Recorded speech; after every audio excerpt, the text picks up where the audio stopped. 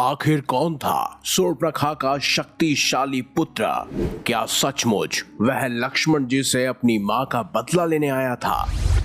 Video में आगे बढ़ने से पहले हमारे चैनल को सब्सक्राइब अवश्य करें और बेल आइकन जरूर दबाएं। साथ ही कमेंट बॉक्स में जय श्री राम अवश्य लिखिएगा।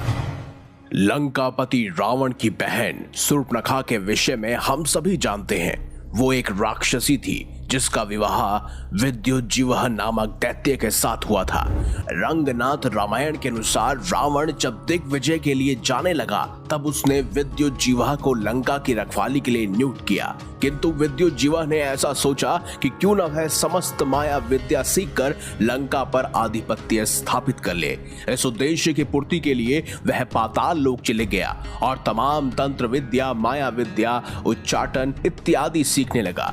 किंतु जब रावण वापस आया तो उसको विद्युज्जीवह के इस विश्वासघात का पता चला।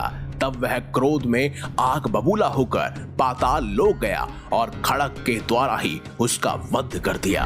वहीं रंगनाथ रामायण की कथा के अनुसार जब रावण ने अपने बहनोई विद्युज्जीवह का वध किया उस समय शूर्पणखा 6 महीने की गर्भवती थी। रावण ने शूर्पणखा को अपनी इच्छा अनुसार पति का वरण करके जीवन व्यतीत करने की आज्ञा दी।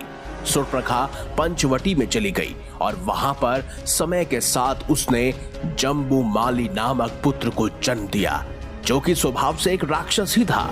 जब जम्बू बड़ा हुआ तो उसने अपने पिता के बारे में शूर्पणखा से प्रश्न किया। शूर्पणखा से ये सब जानकर कि उसके पिता का वध स्वयं रावण ने किया था, जो कि उसके मामा जी हैं, वो अत्यधिक क्रोधित हो गया और रावण के वध के नियमित वह तप करने के लिए जंगल में चला गया। उसने स्वयं सूर्यदेव की आराधना करने का निश्चय कर वन में घनघोर तप कर लिया।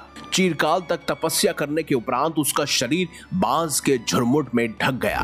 तब सूर्यदेव ने आकाश मार्ग से एक दिव्य खड़ग भेजा।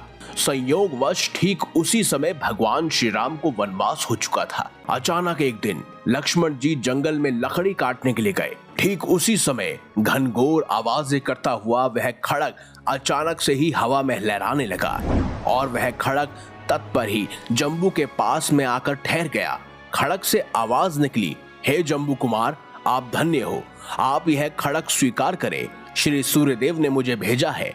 यदि साक्षात सूर्यदेव आकर तुमको मुझे समर्पण करते हैं तभी मैं तुम्हें स्वीकार करूंगा।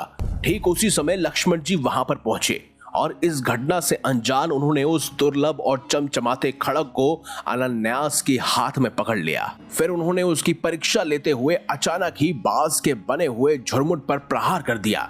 तत्काल ही एक मुनि कुमार 2 टुकड़े होकर छटपटाता हुआ दिखाई दिया।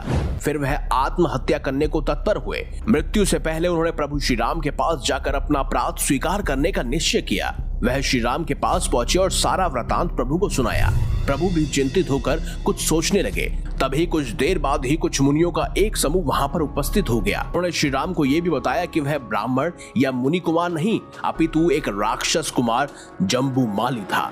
वह महान प्रतापी और क्रूर लंकापति रावण का भांजा और शूर्पणखा का पुत्र था। अगर वह खड़ग खुद उसके हाथ में आता तो वह सारी मानवता का विनाश कर सकता था। फिर ऋषियों ने श्री राम को शूर्पणखा के बारे में विस्तार के साथ बताया। वहीं जब शूर्पणखा को अपने बेटे की मृत्यु का पता चला तो वो क्रोध से आग बबूला हो गई और ऋषि मुनियों को मारने दौड़ी। अपनी जान बचाने के लिए ऋषियों ने बताया कि लक्ष्मण ने उसके बेटे का वध किया है। तिलमिलाई हुई शूर्पणखा लक्ष्मण का वध करने के लिए उनकी कुटिया में प्रवेश कर गई। वहां पहुंचकर वह श्री राम के रूप को देखकर अत्यधिक मोहित हो उठी। पुत्र शोक को भूलकर शूर्पणखा ने श्री राम से शादी का प्रस्ताव रख दिया, पर श्री राम ने उन्हें यह कहकर टाल दिया कि वह शादीशुदा है और वह लक्ष्मण के पास जाएं। पर लक्ष्मण ने कहा कि बड़े भैया के पास तुम पहले ही हो आई हो, इसके लिए अब मैं तुम्हारा वरण नहीं कर सकता, अतः तुम उन्हीं के पास जाओ। इस तरह बारी बारी से श्री राम और लक्ष्मण शूर्पणखा को एक दूसरे के पास भेजते रहे। इससे गुस्साई शूर्पणखा सीता को मारने दौड़ी, पर लक्ष्मण जी ने उनकी नाक काट दी, जिसने आगे चलकर रामायण के युद्ध और राम रावण युद्ध की नींव रखी। शूर्पणखा का बेटा जम्बूमाली बेहद शक्तिशाली था, लेकिन शूर्पणखा की जब नाक कटी तो उससे पहले ही जम्बूमाली का भी वध हो चुका था। इसीलिए लक्ष्मण जी से शूर्पणखा का बदला लेने जम्बूमाली नहीं बल्कि स्वयं जम्बूमाल यानी अपने पुत्र का बदला लेने के लिए लक्ष्मण और श्री राम को मारने शूर्पणखा आई थी, जहां उसकी नाक कटी और उसके बाद रामायण की नींव धरी गई। आप इस विषय में क्या कहते हैं? कमेंट बॉक्स में हमें अवश्य बताइएगा। अगर आपको हमारी एक खास जानकारी या वीडियो अच्छी लगी है तो इस वीडियो को लाइक कीजिए, हमारे चैनल को सब्सक्राइब कीजिए और ज्यादा से ज्यादा शेयर भी कीजिए।